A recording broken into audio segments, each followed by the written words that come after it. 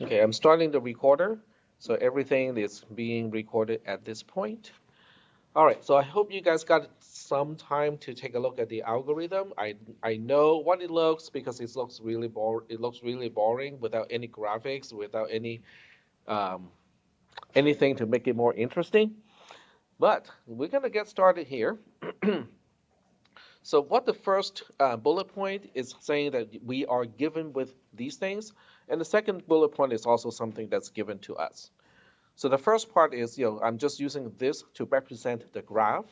It is a two tuple, V is the set of all the vertices, and then E would be the set of all the edges. And the set of all the edges is basically a Cartesian product of V and itself. So in some way, E is kind of like a relation, kind of, okay, and then we also have a function D, which is for distance. In other words, we look at every single edge and we say, okay, how much is it going to cost me to go from this vertex to the other vertex? And we can only have non-negative values associated with the edges. It can be zero, okay? So an edge can cost nothing, but it cannot cost something that is negative. So are we okay with the first bullet point? Okay, it's basically just giving us the conditions of what is given to us. The second one is where my algorithm and Iraj's algorithm are different. So in Iraj's algorithm, I think you can only have one single vertex identified as the destination. In this one, you can have a whole set, okay? S only has to be a subset of V, and this is a subset of vertices identified as destinations. And all the destinations are equivalent. So there's no preference to go to a particular destination. They're all equivalent. So remember the Six Flags, analogy. So all the destinations are the bathrooms. So there's no preference of which bathroom that we must go to. They're all the same. But you can also see why this makes sense in a way, because if you're in a park, if you're in a theme park, somewhere, and a little kid, just says, I need to go to the bathroom. You don't really care which bathroom you need to go to. You want to go to the quote unquote closest bathroom, and that's why this mechanism, in some way, is a better algorithm compared to Iraj algorithm. And this algorithm, the interesting part is it will find the shortest path between any vertex and a destination that is closest to that vertex. It will solve all the shortest paths from any vertex to a destination in one single run of the algorithm. Is that okay? So I think that kind of gives it a little bit of a magical, characteristic, because you can find all of those paths in one single, run of the algorithm. Yep. Oh, okay. I thought you had a question. False alarm. All right. So the next statement here is initialization. For each vertex in S, which is the set of all the destinations, I'm going to set 0 to L of V. So L of V is trying to represent the length of the shortest path from a vertex to the closest destination. Let me explain that one more time. L of V is the length of the shortest path from V to the closest destination. Is that okay? So if that is the case, does this initialization make any sense to you? Because in order for V to be in S, remind me again, what does it mean to be in the set S? It's a destination. It's a destination.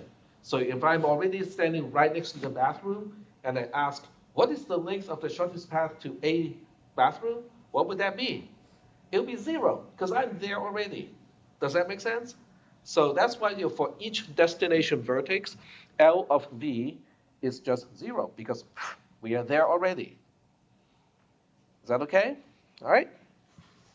So the next for each loop, which is here, is looking for everybody else. Okay, every vertex that is not a destination, the length of the shortest path from that vertex, a non-destination vertex, to a destination is initialized to be infinity. In other words, I'm trying to be safe and say, until we explore the edges, we'll kind of assume that a vertex may not be connected to a destination at all.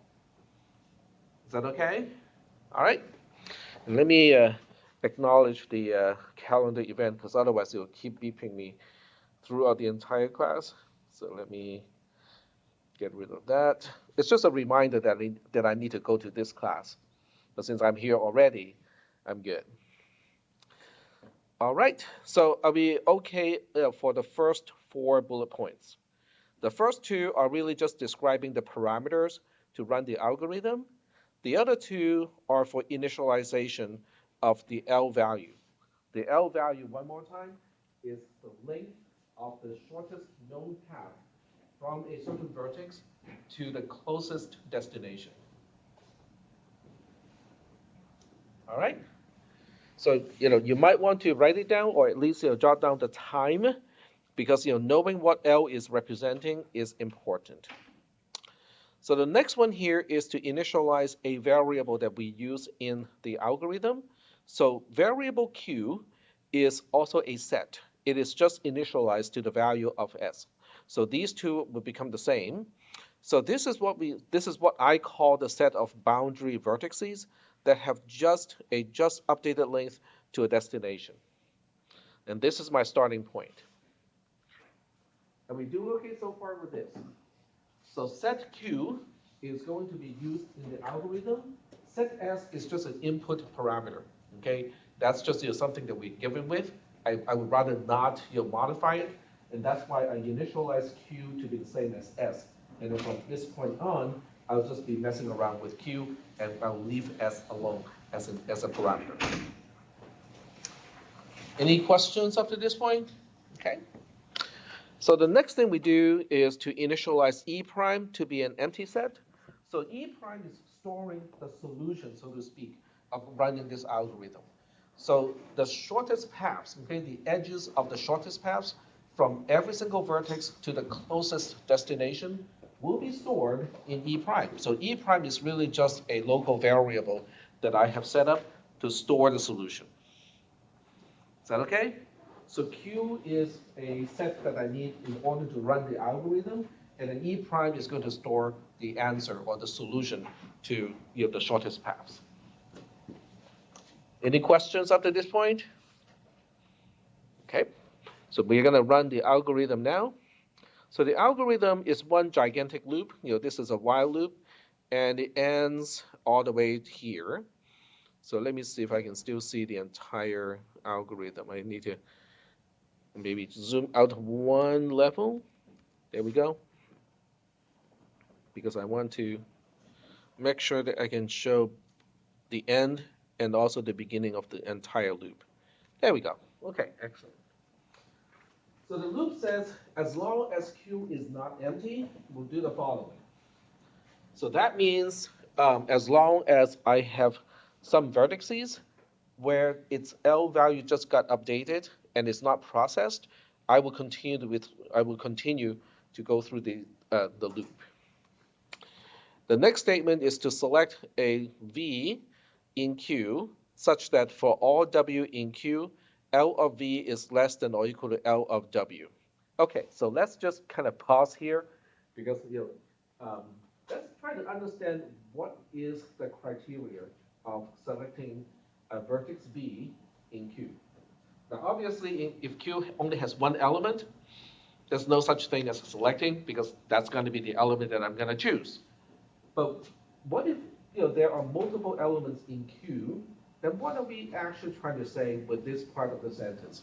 So let me just kind of talk about which part we're talking about. From here, select V in Q such that for all W in Q, L of V is less than or equal to L of Q. Of course, the English sentence right after that describes what it means. So all this is trying to say is I want to find the V, the one element in Q, that has the shortest length to a destination of all of the other vertices in Q. This is also why Dijkstra's algorithm is also called a greedy algorithm. And I would think that greedy is the wrong adjective to describe it. It is more like optimistic. So it is trying to say, this V here, I think the length of the currently known shortest path to a destination from V is the shortest among all the other vertices. So I think it looks very promising. Let me see, who else is going to have an edge to get to this particular vertex, because it looks like, we can go through this vertex to form a part of the shortest path for other vertices. Is that okay? Right? So that's how we select vertex V, and vertex V is a local variable for within the scope of the while loop. The next thing we do is we take V out of Q. In other words, every time we select a particular vertex in Q, we have to remember to take it out of Q, because once it's quote unquote considered, we don't want that vertex to be back in Q unnecessarily. So that's why we have Q gets Q minus the set of V. And this particular symbol here, which is just a left arrow, is assignment. Okay, I don't want to use a single equal symbol, because a single equal symbol can also be interpreted as comparison for equality. So to avoid that confusion, I usually use left arrow as for assignment instead of a equal symbol. And in this for each loop is looking at every single edge that is an element of this particular ad hoc set. So let's take a look at this ad hoc set here and try to interpret what it is trying to convey. So the ad hoc set, okay, the term ad hoc set simply means I'm defining membership of the set on the fly. Okay, so it's not something that's quote unquote predefined. So each element looks like a two-tuple. We have W and V. V is already determined earlier in the algorithm, so we know where V is coming from. W, on the other hand, is quote-unquote a free variable, so W can be whatever, but V is already set by earlier. So what other properties do I have to watch out for? Well, WV just has to be an element of E. So in other words, this membership, the membership of this particular set, is saying, give me all the edges that lead to V. I have already selected the vertex V, which is the most promising of everything in Q. I take it out of Q, and now I'm asking, give me all the incoming edges to vertex V, because I want to look at all the neighbors of V, all the neighboring vertices that is only one edge away from V. I want to look at all of those vertices. I want to evaluate those vertices. Is that okay? That's what the for loop is trying to say. Okay, for every neighbor vertex of V, neighbor means it's only one edge away. Let's go ahead and evaluate those particular neighboring vertices. And I give E a name, so E is equals to WV. So E is now assuming the identity of the edge. And then what I do is I compare L of V plus D of E against L of W. So this is also an important decision point where you might want to jot down the actual meaning of this conditional statement. Why is the condition important? Why am I adding L of V and D of E? And why am I comparing it using less than against L of W? So this is where the symbols can kind of interfere with your understanding, because remind me again, what is L of V? It's the length of the shortest known path from V to the closest destination. All right? And what is E? E is one edge from some vertex W to vertex V. In other words, I already know, so let's just say that I'm vertex V, okay? I already have, quote unquote, a length of the currently shortest path to a destination, okay? And let's just say that you are vertex W, okay? You are only one edge away from me. So you're basically saying, well, since text already has a short path, may not be the shortest, but it's a short path to a destination, maybe you can just come to me, and then through me, you go to the destination. Maybe that would be a shorter path for you. That's basically what L of D plus D of E is trying to represent, is to evaluate the option of vertex W going through vertex V to go to a destination. All right? It's compared against L of W, which is the length of the shortest known path from vertex W itself to go to a destination. Because there may be other options. Maybe you can go through some other vertices to go to a destination. And that's how you have your L of W set originally. So I'm comparing these two to see if I have just found a short-term path for vertex W to get to a destination. Is that okay? Okay, all right. So if that is the case, okay, if I just found a shorter path for W, the first thing I do is to say, what I knew as the length of the shortest path is not the length of the shortest path anymore because I just found a path that is shorter than that path. So the first thing I do is to update the length of the shortest path to a destination to the length of the path that I just found. Is that okay? All right. And then the next thing I do is to say, oh, so that means, I need to remove the edge from W, from E prime, because there has to be an edge, well, okay, if there is an edge in E prime that starts from W through some other vertex to a destination, I mean, remember, that is not the shortest path anymore. So I better remove that edge because that edge is no longer representing a path from W to a destination, not part of the shortest path anyway. Is that okay? So this part here, let me highlight which part I'm talking about.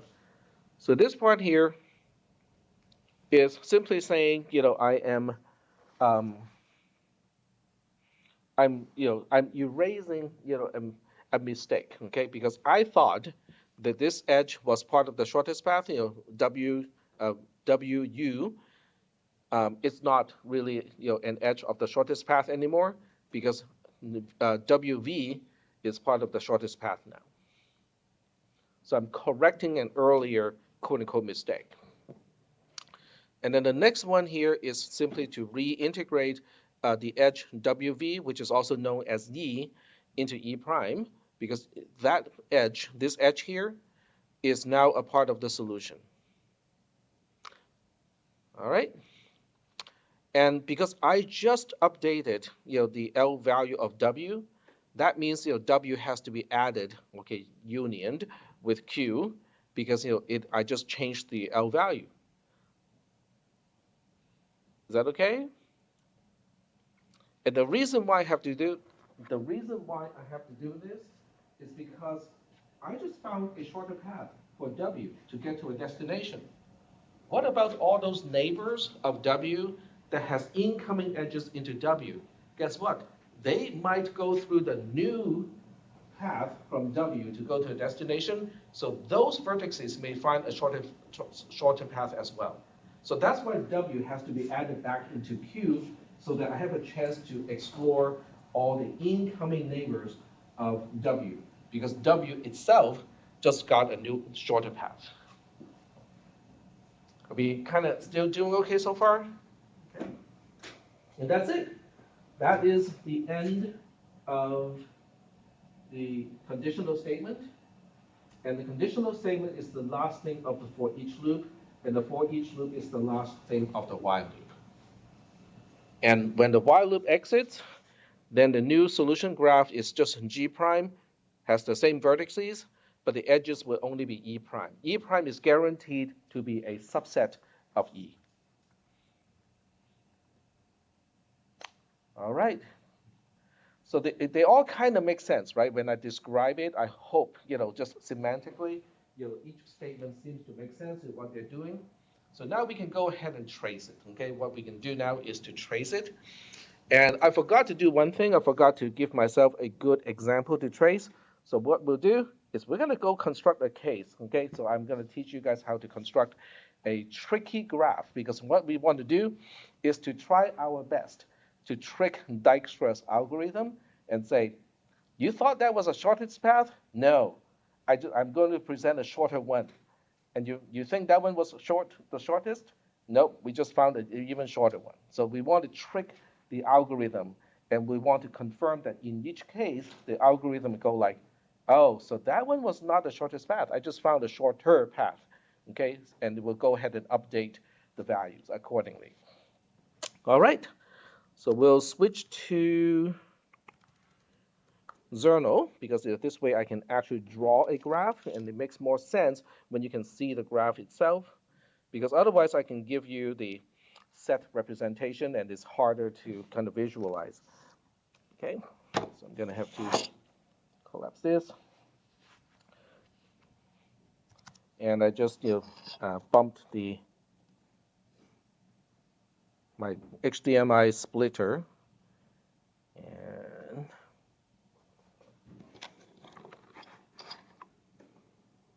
oh no. Ugh. All right, it's back. Okay. So what we'll do is we are going to have a single destination. Okay, so we want to work with an algorithm with a single destination first. And here's my single destination. And then what we do is we have, a vertex here and a vertex here, 2, and then 3. Okay. So this is my destination. We have this going here and then going here, go straight across, and this way, and also this way. All right. So what I'm trying to do is to say, okay, let me name the vertices first because that makes it a little bit easier. We'll call this vertex A. This is B. This is C, D, E, F, G, and H. Okay. So you can see there are many, many vertices, many paths from vertex A to vertex H.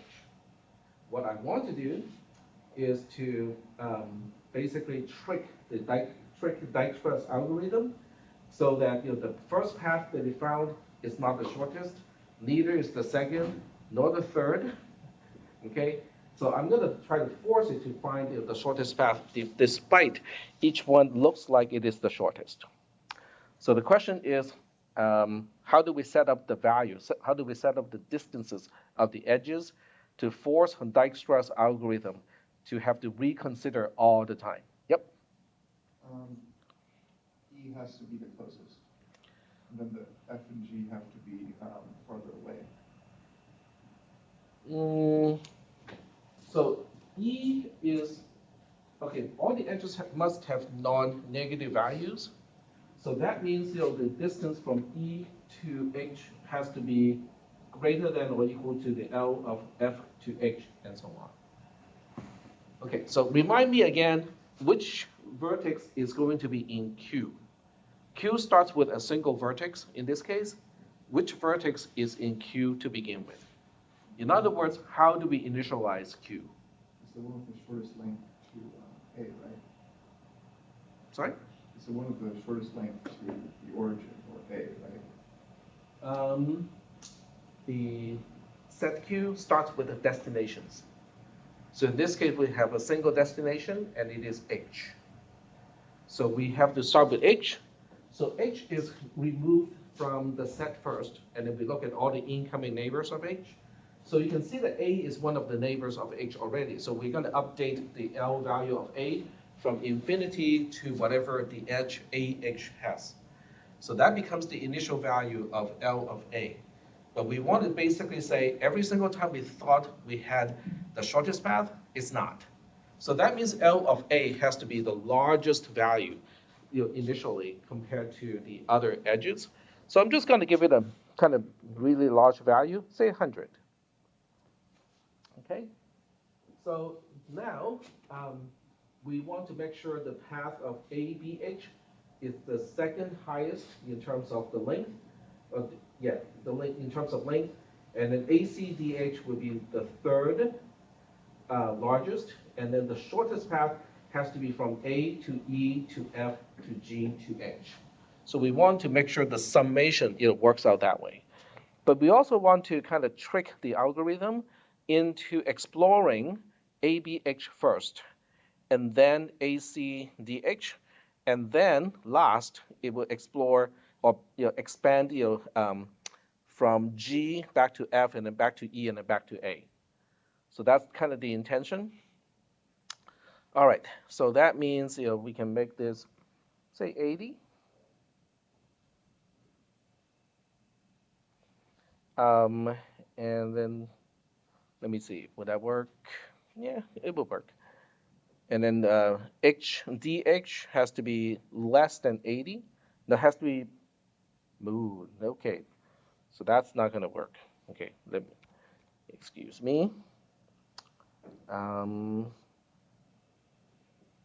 this can look really good, only to discover that it really sucks.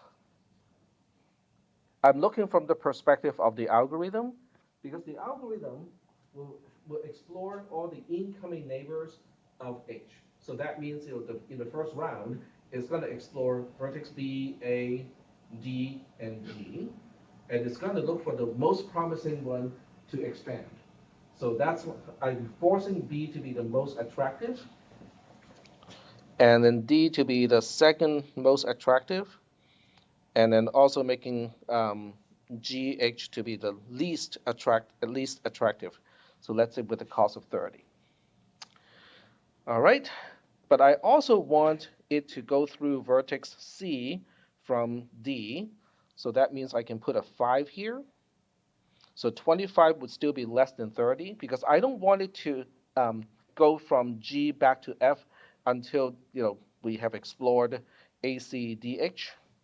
So then, this one here is going to make this path really suck because we'll just put a pretty high value here. Let's say 50. Okay. And now, the other path, it doesn't really matter what value we choose to use, because now we can say, this is just, we can make this 10, 5, and 5. Okay. Is that okay so far? All right. So now we're going to run the algorithm. And the way I'm going to run the algorithm is do it by hand entirely. Okay, so we're going to track the values of all the L values, and we'll also track the Q, we'll track V in the algorithm. So if you have a computer or if you have your own devices, you can go to the algorithm. Otherwise, I can kind of flip back and forth between the algorithm and this page here, if that's going to work with you guys. Maybe? Okay, all right. All right, so we'll start with a table. Okay, a table format works the best. Um, so the usual way I do this is, I track Q in one column, and then I also want to track all the L values. But we also have the local variable V, the local variable W. Between V and W, we got E, and then we have the L values. So the L values we take up multiple columns because we have L of A, L of B, L of C, D, E, F, G, and H. Are we okay so far? So now we have these columns. And let me use a vertical line to line things up. So we want to draw a line. Okay, there we go.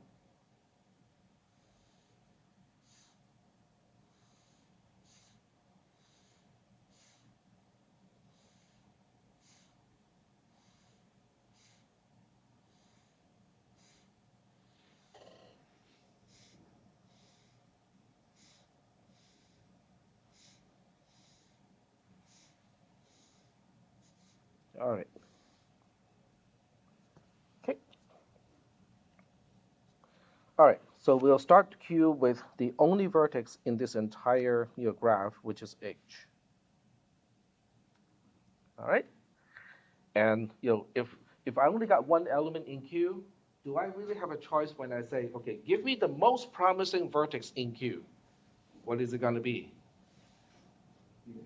It has to be H. Okay, so we're going to say, all right, we'll pick out H here from Q. So Q becomes an empty set, at least for now. Um, and then W would be representing, we have to loop through all the incoming vertices of the graph to vertex H. So can someone tell me what are the incoming vertices of H? In other words, what vertices would connect to H through only a single edge? You add here, it's going to be It'll be B, A, D, and G, right? And the way, the order that you explore is not really important. Okay, so in what order do you want me to explore these incoming edges? top to bottom. Top to bottom? Okay, and I just realized I forgot to do one thing that's really important. The L values have not been initialized. Okay, so we have to go ahead and initialize the L values. So that means your L of A is supposed to be infinity because it is not a destination. Anything other than a destination will start with infinity. Any destination vertex will start with a zero. Okay, so we're gonna say this is infinity, infinity, da da da da.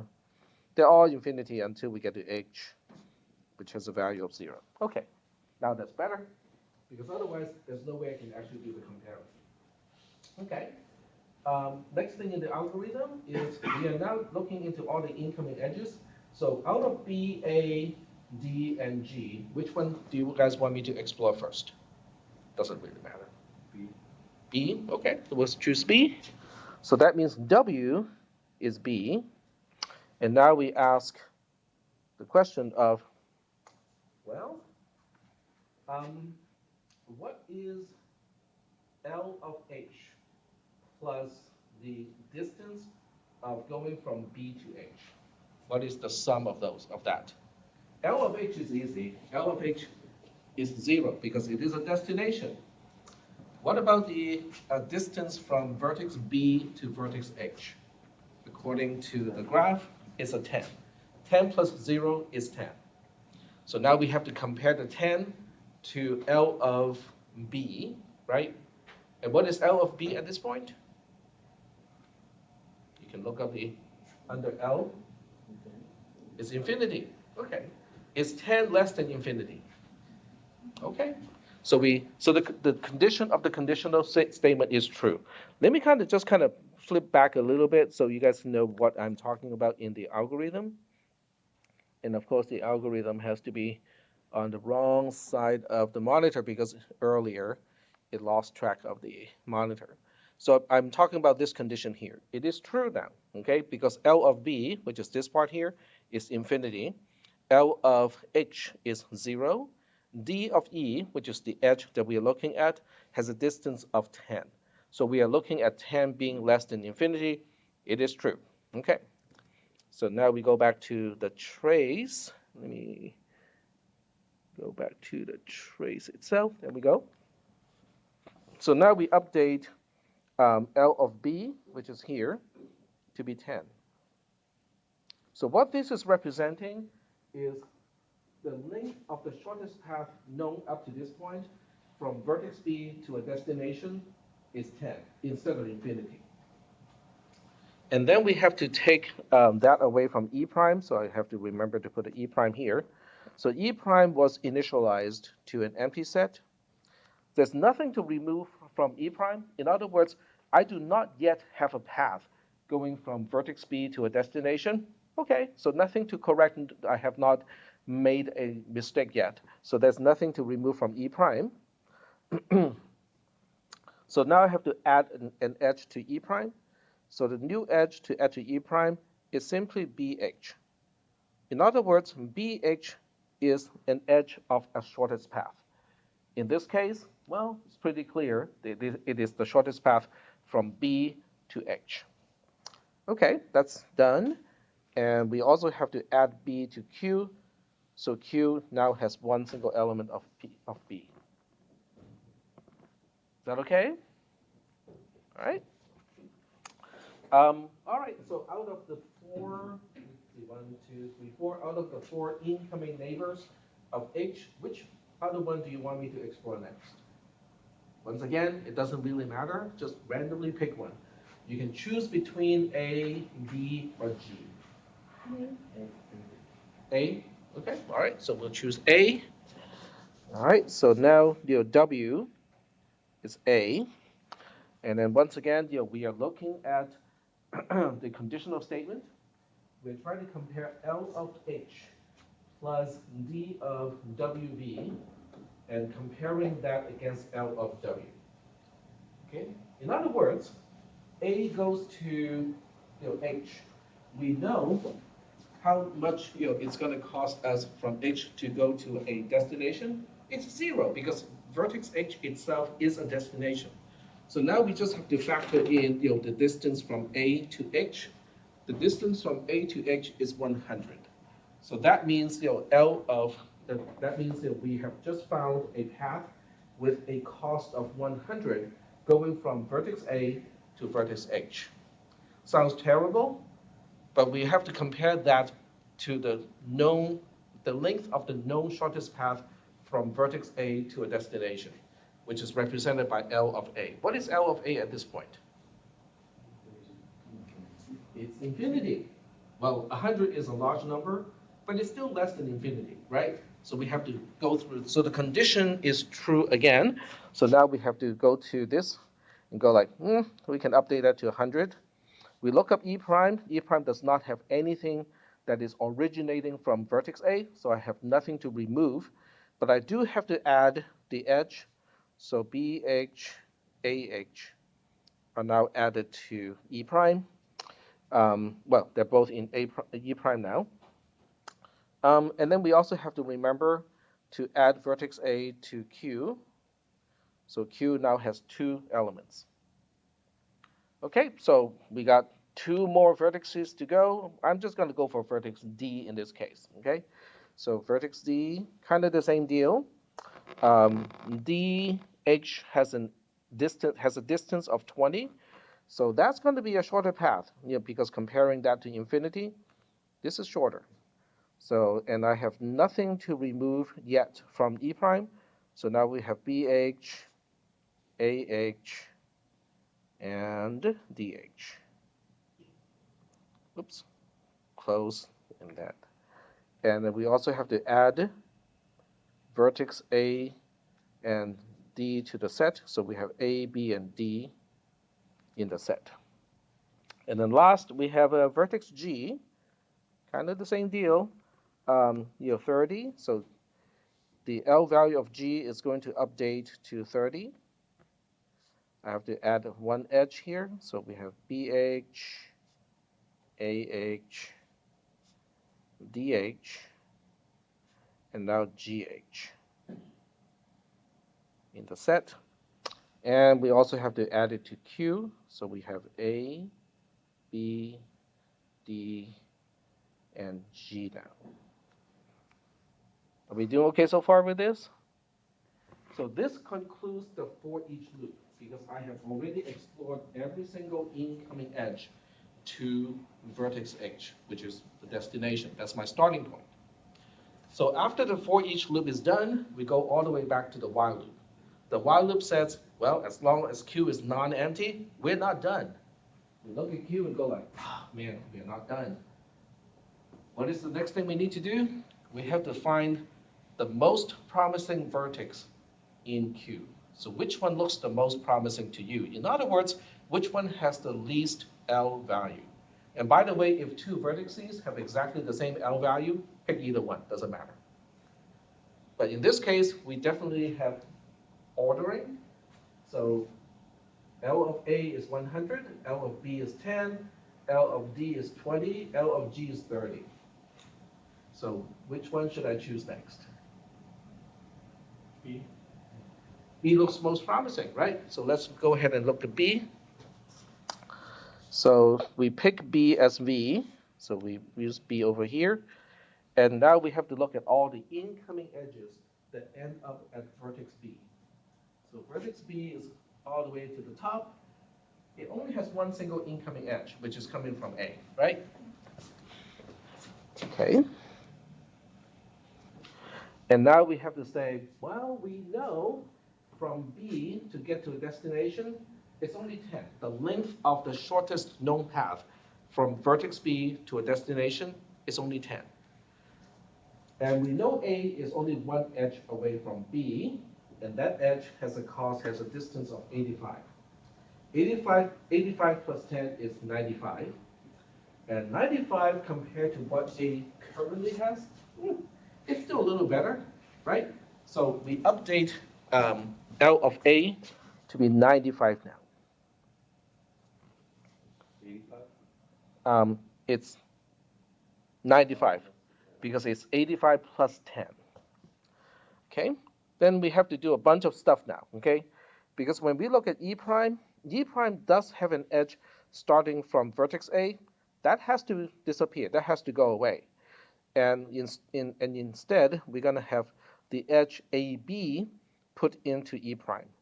So we still have BH, but AH is gone. We replace it with AB, and the other edges stay. So DH is still here, and then AG, is that A? No, that's GH. So GH is still here. There we go. And don't forget that we have to add vertex A back to the set Q. I forgot to do one thing. Okay, I have to keep reminding myself because when I have chosen B out of Q, I also have to update Q so that B is not there anymore. So we only have ADG left in Q at this point. So that's my mistake. I forgot to take B away from Q. But we also have to add A to the set Q. Guess what? It's already there. So there's no change to Q. At least the operation is there, but it doesn't really end up changing Q at all because all we want to do is to add A back to Q. But since it's already there, there's no action to perform. Are we good so far? So that's the end of the for each loop because vertex B only has one single incoming edge, and we have just processed it. So the for each loop is done. We go back to the while loop. The while loop says, well, we can quit when the set Q is empty. It's not empty. Okay, so out of the 3 remaining vertices in Q, which one looks the most promising? Remember, Dijkstra's algorithm is optimistic. Okay, it's looking for the most promising option. So out of A, D, and G, has an L value of 95 now. D has a L value of 20, and then G has a L value of 30. I would say D looks the most promising, right? So we'll pick D this time as our vertex V, and then remove that from the set Q. So we only have A and G left at this point. And then now we have to look at all the incoming edges to vertex D.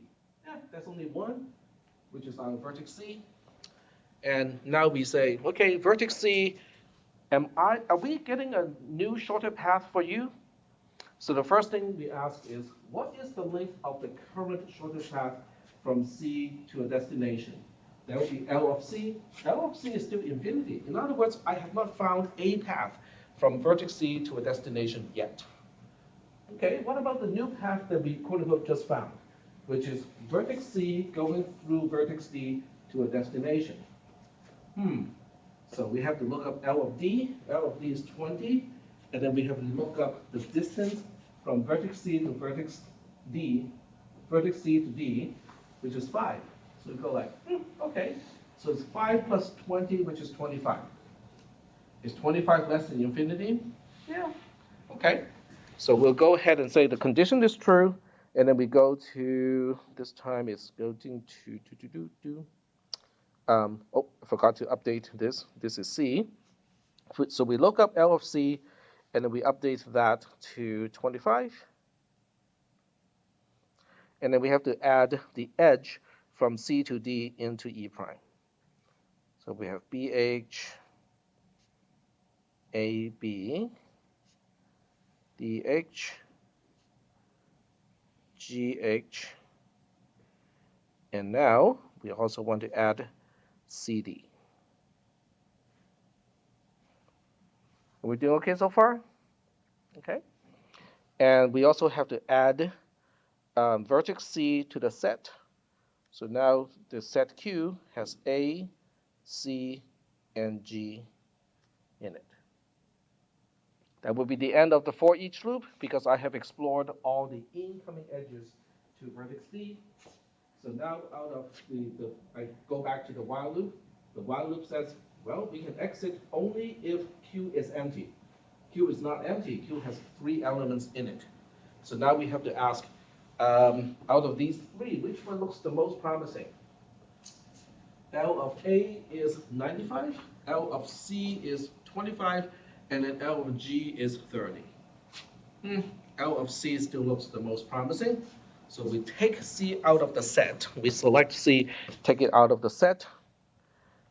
Okay, so C is here, and take it out of the set. So the set only has A and G left.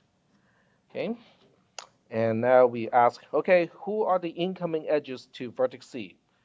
Vertex A, okay? AC is the incoming edge, this edge over here.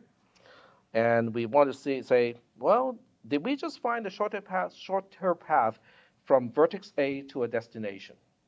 That's the question that I need to answer. So we have to now look at L of A. L of A currently is 95. The alternative path, which is vertex A going through vertex C to the destination. So we have to look at L of C. L of C is 25. 25 plus 50 is 75. So that means I found a shorter path. 75 versus 95, 75 looks better. So that means I have to update L of A from 95 to 75. And I also have to correct E prime. So all the outgoing edges from A in E prime, I got to take those out. There's only one edge, which is AB. So AB has to be taken out because that was not, that is no longer an edge of the shortest path up to this point. And instead of AB, I should have AC now. So the set has changed. It goes from still have BH, still have AB is not there. It is replaced by AC. All of the other ones remain the same.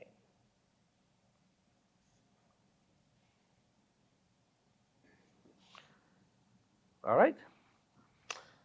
And because we just found, oh, I forgot one thing. Okay, I keep forgetting to update W. So this is the new W. It has a shorter path of a length of 75. And the new edge is AC. Replace AB with AC. And we also have to add vertex A back into the set Q. The set Q already has A in it, okay? So it doesn't really effectively do anything to the set Q. Are we still doing okay? That's the end of the for each loop. We go all the way back to the beginning of the while loop.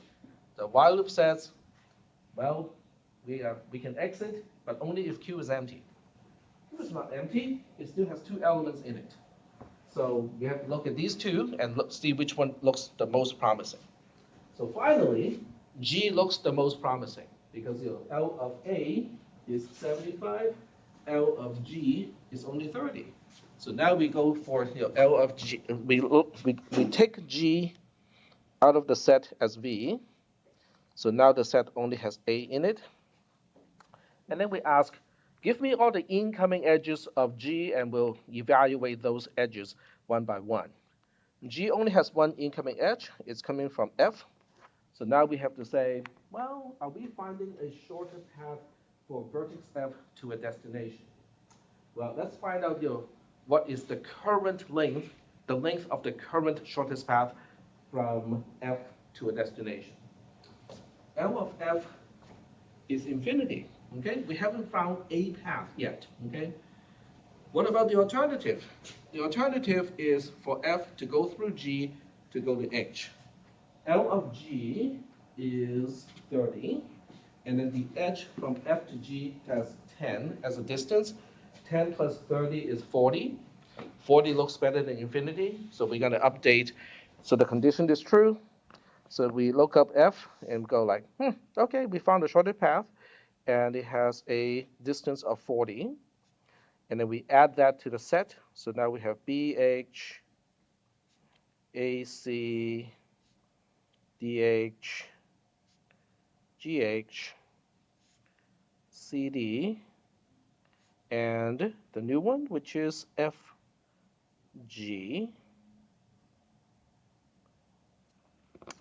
And we have to add F to the set Q, so we have AF in it now. Is that okay? That's the end of the for each loop. We go all the way back to the while loop. The while loop says Q is not empty. We're not done yet. We evaluate L of A versus L of F.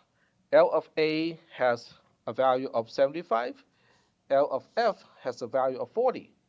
40 looks better. We're being optimistic, so we're going to go for that one. Okay, so now I have to extend the table a little bit. It's almost done.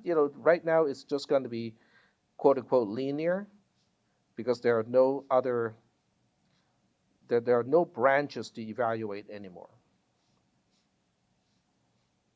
Okay. All right. So out of A and F, we're going to choose F, and then we ask what are the incoming edges to F. So now we have to kind of scroll back and forth a little bit.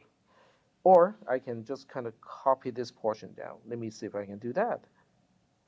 All right. So this is a selection tool. We can select a region. Ooh, look at that. Kind of neat. And then we can cut and then paste here.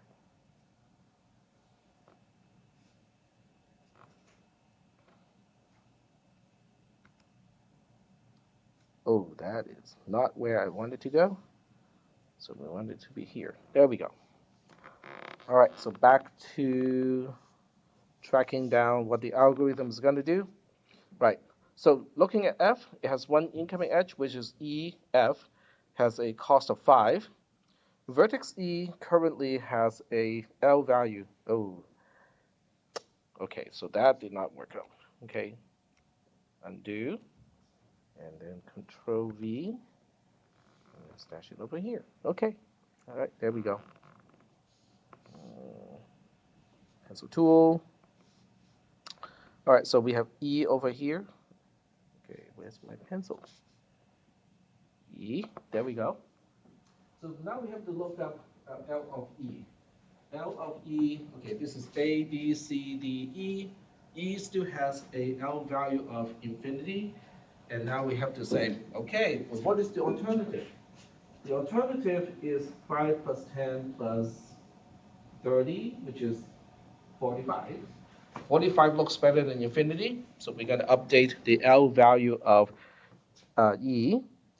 And if I just scroll up, you can see this column here is E. So we will track that all the way down here and say we update that to 45. And then we have to add that edge to the set.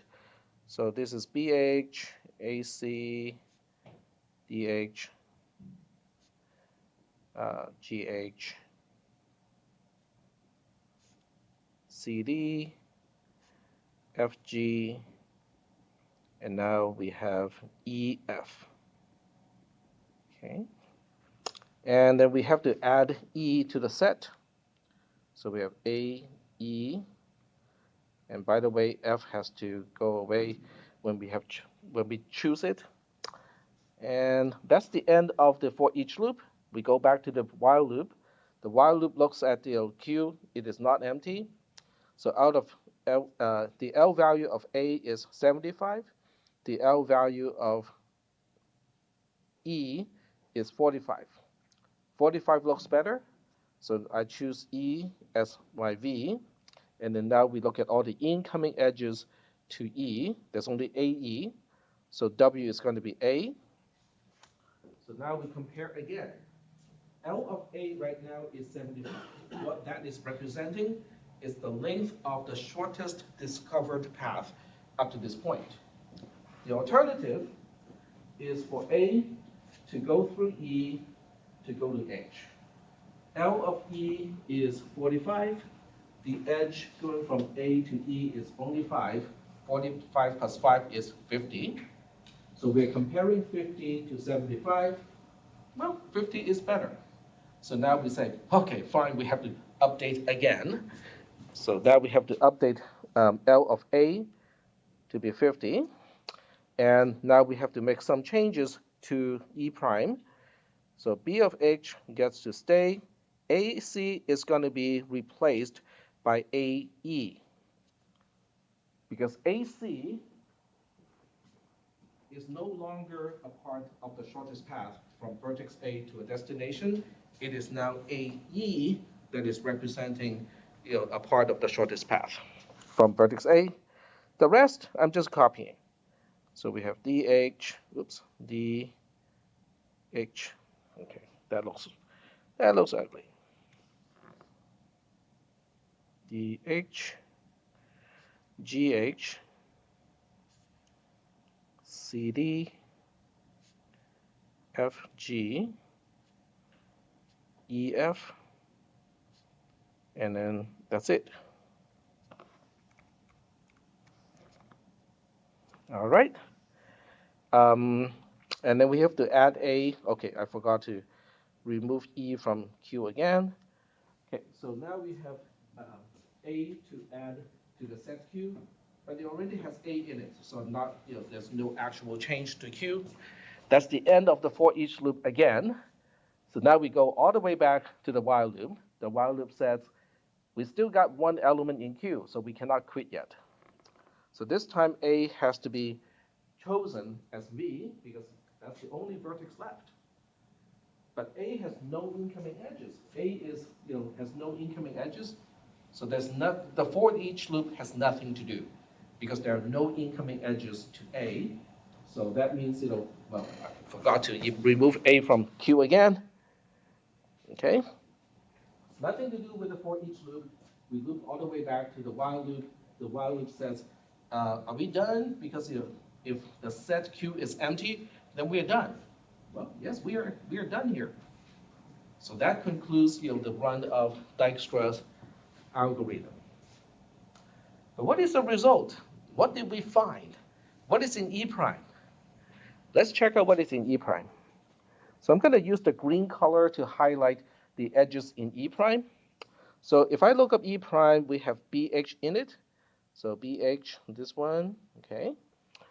We have AE in it. So this is AE. We have DH, okay, so we got DH. We have GH.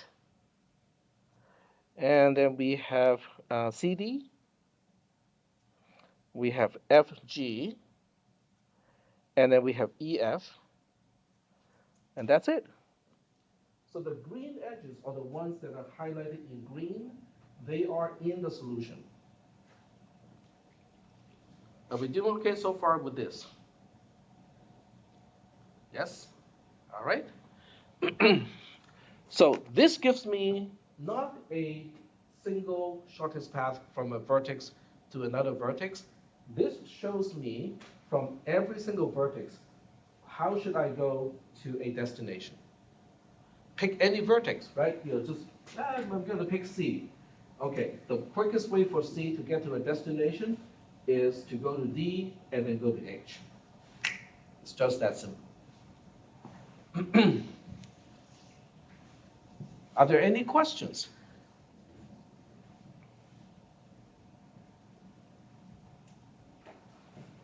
It will also work out if we have multiple destinations. In the case of multiple destinations, it will find the shortest path from a vertex to the closest destination because all destinations are considered equivalent. Is that okay? Has Iraj started to talk about Dijkstra's algorithm in his class? Nope. Okay. It's kind of odd that I beat him, this semester because usually he would have started already by the time I talk about Dijkstra's algorithm, and so this time the confusion is going to be in his class because for all of you who are taking 430 right now, now you have to in his class you have to undo everything that I told you because his Dijkstra's algorithm is different. It is actually more like a special case where you only got one single destination. In other words, the set S is guaranteed to only have one single element. And I think his algorithm also starts from the origin. And my algorithm has no specific origin. Every single vertex can serve as an origin, even the destinations. Are we good so far? Any questions? You said you were trying to trick the algorithm. I did. Because see how many times I updated L of A. So L of A got updated quite a few times, right? Every single time I thought, we thought, hey, we got the value, it had to be updated. The first value was 100 because that's represented by this edge here, AH. Did we find a path initially? Like, yeah, we found a path from A to a destination really early on. The problem is it was not the shortest path. So then we found the other path, which is 95, has a length of 95. That's A to B to H. And that turned out to be shorter than the 100, so we updated it.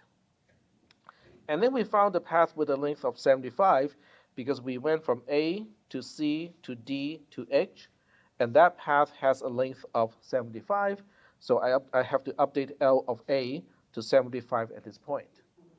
And then finally, we found the shortest path, which is vertex A to E to F to G, and then back to H again. And then this path has a length of 50. So we did trick Dijkstra's algorithm as much as we possibly could, because we forced it to update L of A to the number of alternative paths to the destination H. It cannot get any worse. Okay, we tricked the algorithm, as much as we could. Are we okay so far with this algorithm? The logic of it? Okay, so if you want a shorter way or an easier way to remember the algorithm, the way it works, you can think about this as a maze, okay? So each cell in a maze is a vertex. And the connectivity between the cells inside the maze will be the edges. The way we're updating is we have these. So imagine each cell, at the center of each cell is a cockroach or whatever gross insect you do not like. Okay, so we glue a cockroach at the center of each cell. Then what are the destinations? Each destination has a insecticide bomb. Okay, kind of like a fogger. Okay, so so so we are trying to look at the death order of the cockroaches in the maze. That's kind of what we are doing here. Is that helping or not? Maybe you guys just kind of walk away saying, "Tag talk about something about cockroaches today, but I cannot remember what it was about." But that's one way for you to kind of imagine and visualize what we are trying to do here. We're starting at the destinations and we're expanding out of the destinations and see what cell is going to be touched first by which destination. Sort of. Are we okay so far? Because the A star algorithm is worse. Quite a bit worse in some way. So what do you see is one of the problems of Dijkstra's algorithm? So let's say you're working for Google and you're trying to write an algorithm to find the shortest route from one place to another place. Okay. First of all, if that is what you're trying to do, what would be your vertices? What is a vertex representing in the context of Google Maps? Intersection? Right? Like an intersection, like two streets? An intersection or an address. Okay, every single point where you can make a decision, right? Okay, So that means the edges, each edge is a connection between 2 points where you can make decisions, right? Okay. So in that case, if I want to find a shortest path, say, just between two cities, okay, I'm going to find the shortest path from San Francisco to, okay, let's pick some, okay, let's open up Google Map so I can use the analogy. So let's go to maps.google.com, and we want to look at continental US. Okay, not quite getting there. And we're going to start with somewhere in the middle of the whole country. Okay, Kansas. We are in Kansas now. Okay, so let's say we're going from Derby. Interesting, dinosaurs.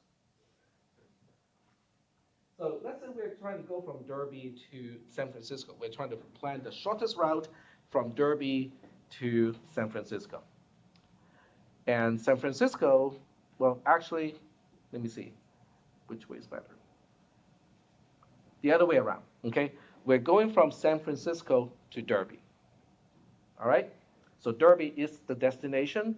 San Francisco is one of the origins. So remind me again, how Dijkstra's algorithm worked.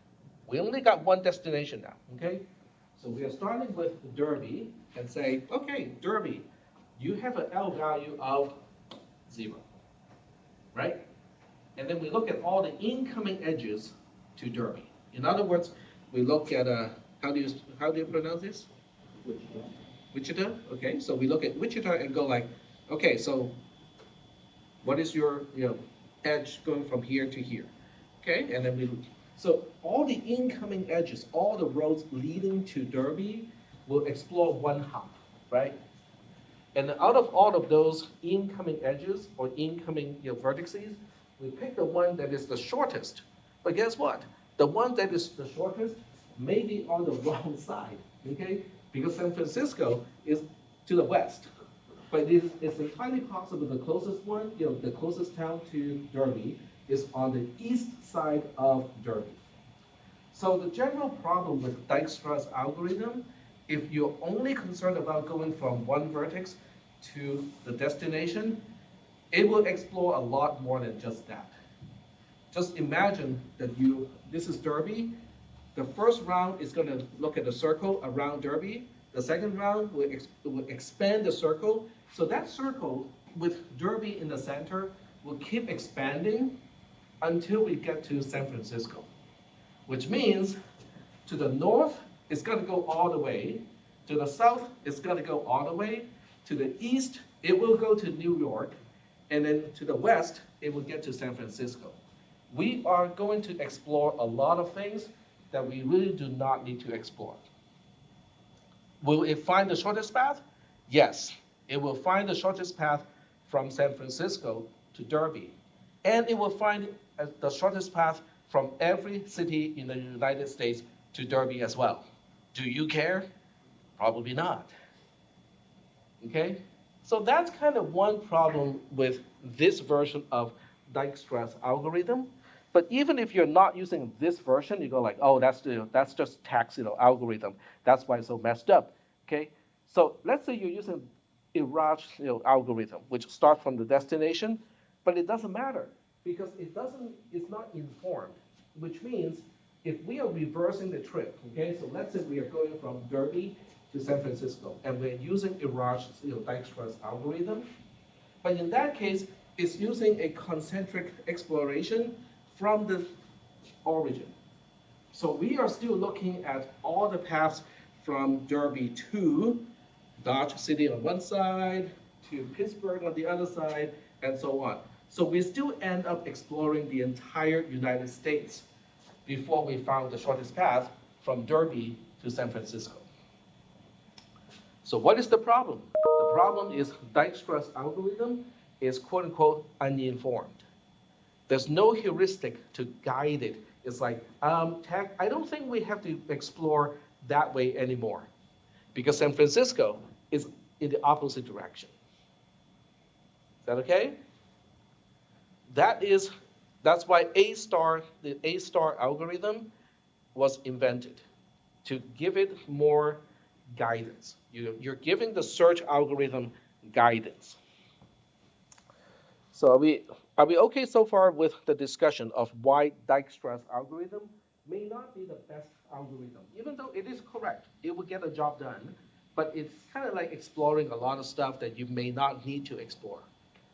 Okay. So what we'll do now is we are going to take a look at okay, where's my browser?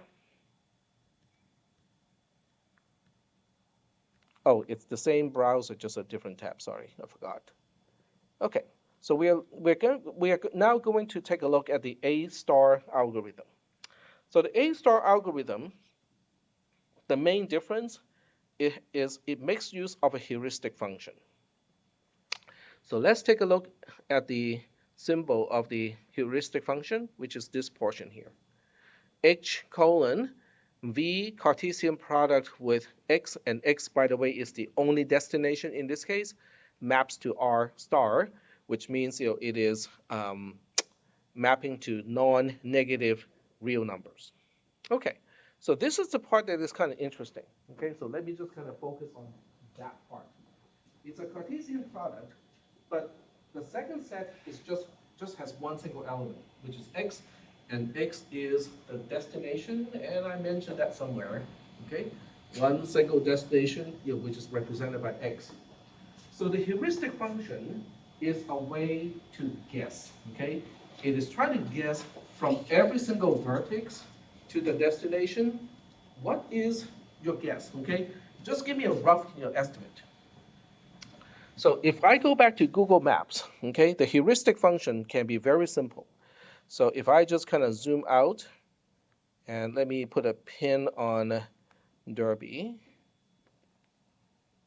Let's see, how do I put a pin here?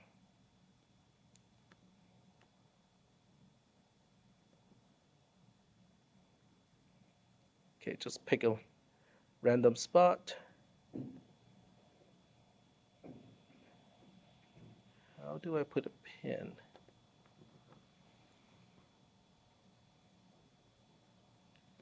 I have signed in already.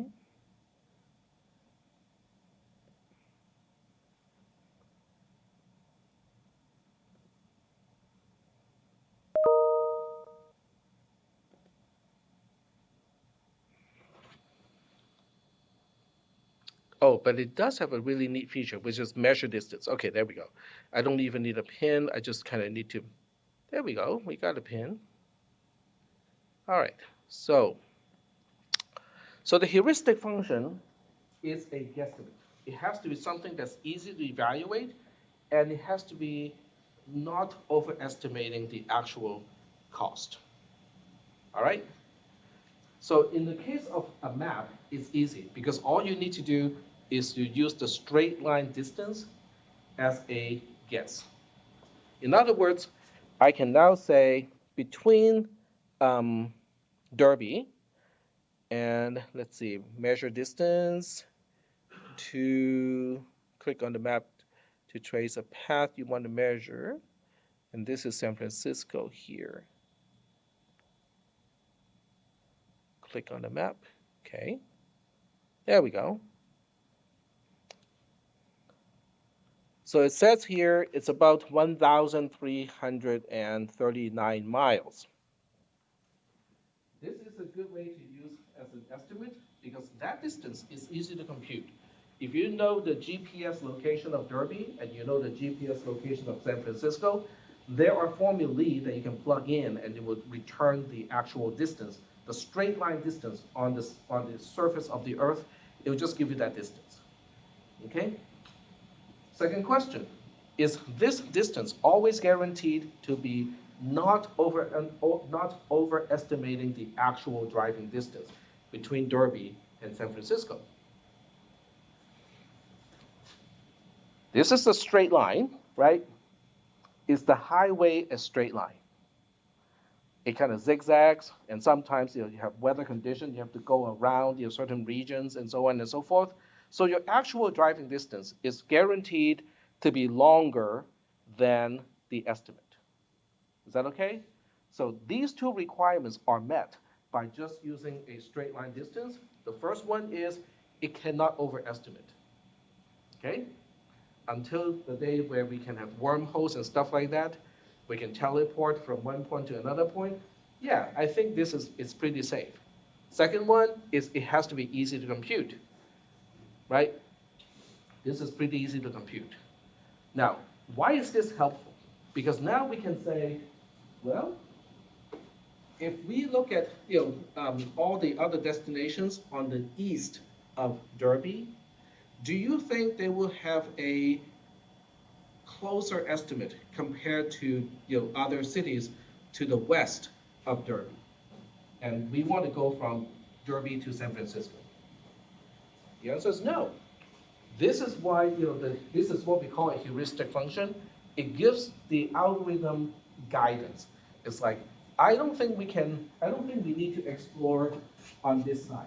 Okay, simply because the heuristic function says if you want to go from New York, which is this is New Jersey, so New York has to be what, to the north, like here. So if you want to go from here to San Francisco, that's going to be pretty far. And at the same time, if you want to go from here to San Francisco, it's closer. So that would give the algorithm a preference to choose vertices that make sense, quote unquote, on the right side of the destination. Is that okay? So if you think of Dijkstra's algorithm to expand in a concentric way, kind of like this way, the A star algorithm with the right heuristic function would kind of go like, it will explore a little bit here, it would explore a little bit to the east, simply because there are times where if you go back a little bit, you can join a highway that is actually faster. So it will explore a little bit to the east of Derby, but not too far, because the algorithm. So if you look at the kind of the equivalent map or equivalent coverage of the A star algorithm, it's going to be more like an ellipse around here.